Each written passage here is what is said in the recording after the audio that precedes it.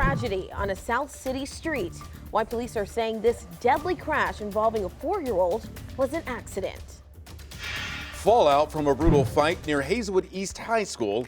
An update on the investigation as neighbors react to the ongoing problem in their community. A warming trend this week as temperatures soar into the 70s. We have thunderstorms as well. We'll detail when we could have the worst of the weather. Prioritizing care for our oldest neighbors. How a new report could spark changes to nursing home policies in St. Louis. Determined and devoted. You could tell she was feeling not very well, but you know, she came in, she laced him up. Meet the all-tough athlete who's not letting cancer stop her from living her dreams.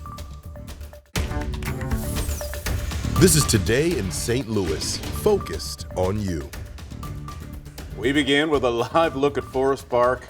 This is what daylight saving does, folks. Yes. It makes it very dark at this hour.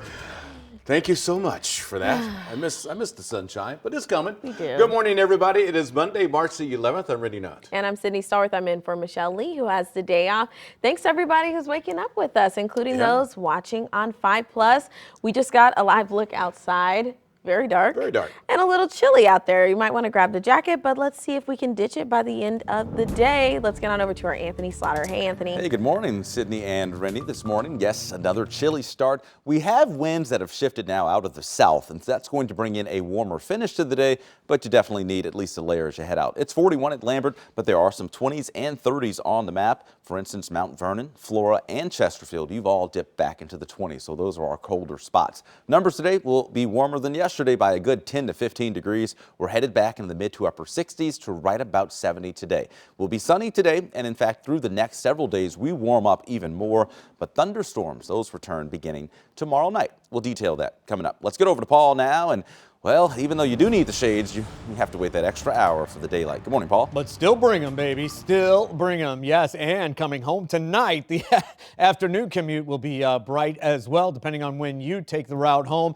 I want to take it to the maps here because we are in South City and the Metro East. As you can tell here, South City construction moving northbound on 55. You will see delays this hour right there. If you can, try to take Grabaway. As you can see, it moves right on through. And then, yeah, as I mentioned, Metro East, on Route 3, been going like 30, 40 miles an hour there. Just something to take note of. And then we do have a car into a street sign here. This is in St. Peters. You can tell where you see Veterans Memorial Parkway, which is 70, just to the south there on 79. We will keep an eye on it. Your next take of traffic coming soon. Ready?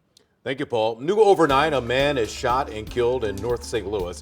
Details are limited at this time, but it happened around 9:30 last night near North Kings Highway near MLK Drive. It marks the 36th homicide in St. Louis this year and the 3rd homicide for the Kings Highway East neighborhood. Also this morning, a family is grieving the loss of a 4-year-old boy after a car crash yesterday evening. It happened around 5:30 in South St. Louis City. Police say the child ran out into the street on Taft Avenue and was killed by a car. The driver stayed on the scene, and there's no indicator the car was speeding, according to investigators. Police are calling this an accident with terrible timing. This morning will be the first day Hazelwood East High School students will be back inside the classroom following a vicious brawl last week. One student remains in serious condition from that fight. Our Megan Kernan joins us live out in North County with reaction from the neighbors who say this is nothing new and the very latest on the investigation. Good morning, Megan.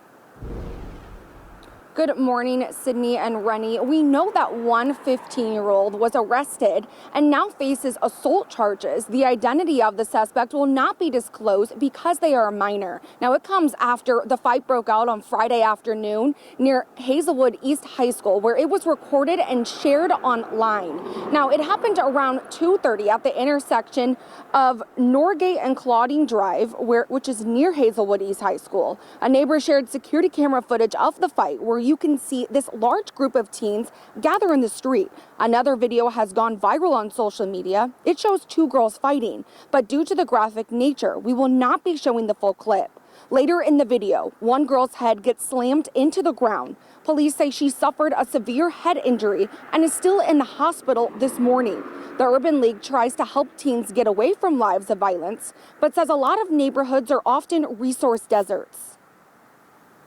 And when you have a lack of resources, then you can pretty much predict the outcomes. What you see, what we witness on that video is an example of what happens when individuals don't have nurturing environments in which they grow up in.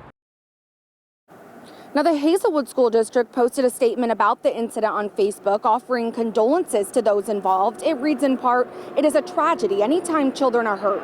Bullying and fighting in the community is an issue for which we all need to take ownership and work towards a resolution for the sake of our children." Now, St. Louis County Police is asking anyone with information to call 636-529-8210 to speak with investigators. Reporting live in North County, Megan Kernan, 5 on your side. Thank you, Megan. Fighting isn't just a problem in the St. Louis area. The number of fights have increased at almost half of American schools. Now, this is according to the National Center for Education Statistics. Now, this morning, the Urban League says schools need to listen to at-risk young people to create solutions. Because the social pressure is to be socially dysfunctional, who can be the loudest, who can be the most disruptive. Too often we set programs based on what honor roll students want and what honor roll students need.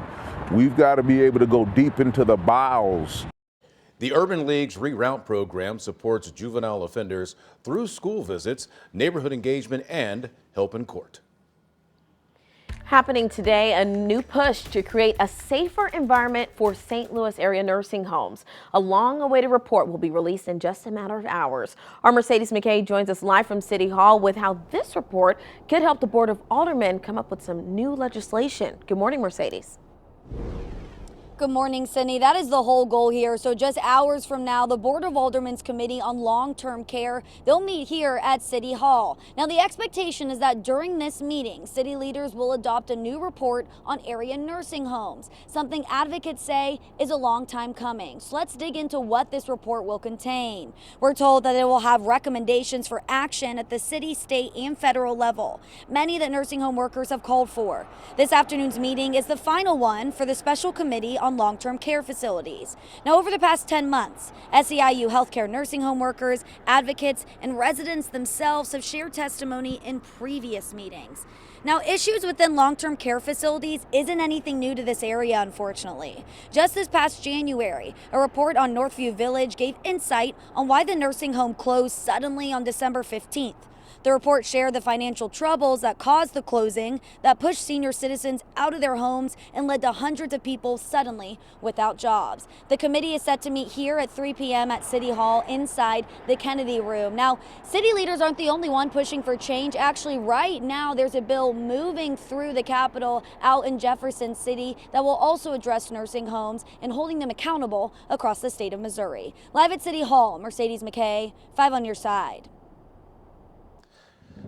All right, thanks for that update, Mercedes. It is a Monday morning. We are back at it. Of course, daylight saving time. Kiddos at the bus stop this morning will be in the dark, so make sure you're keeping an eye out for them at the corners and walking to the bus stop. 40s this morning, and then we'll have sunshine through the day. Numbers will be up near 70 this afternoon. Today is a dry day, but I want to turn your attention to our next thunderstorm chance. That moves in the first round of it beginning on Tuesday night through Wednesday morning. I think the storms that come through are going to come in around midnight and may linger till about 3 or 4 in the morning. That's the first round, but the best chance of storms this week is going to come in on Thursday and Thursday night as a cold front swings through. And right now, we're not thinking severe weather, but we certainly could have some strong thunderstorms as those areas of low pressure move over the bi-state. We will take a look at the futurecast and the 7-day forecast. That's coming up after the break.